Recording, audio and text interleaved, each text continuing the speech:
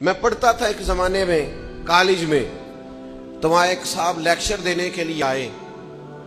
तो उन्होंने गुफ्तगू करते करते कहा कि काफिर साजिश करके हमारी नस्ल को खराब कर रहे हैं। उन्होंने हमारे बच्चों को फलां फलां फलां फलां चीजों पे लगा दिया है।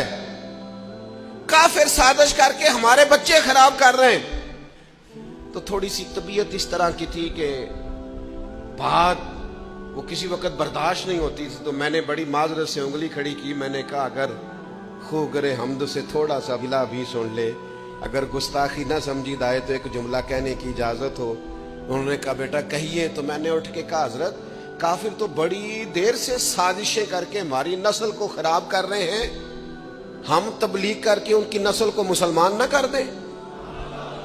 हम हुजूर का सच्चा दीन बता के उन्हें अपने नबी का गुलाम ना कर दें?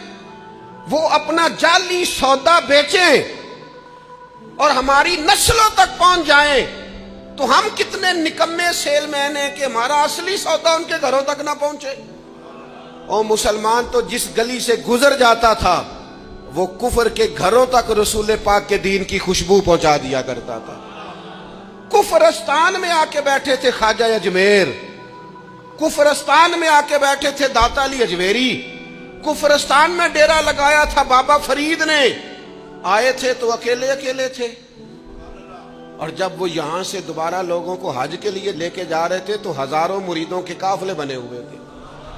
ये क्या बात हुई कि सिर्फ उन्हीं की साजिश? तेरी मेहनत किधर है?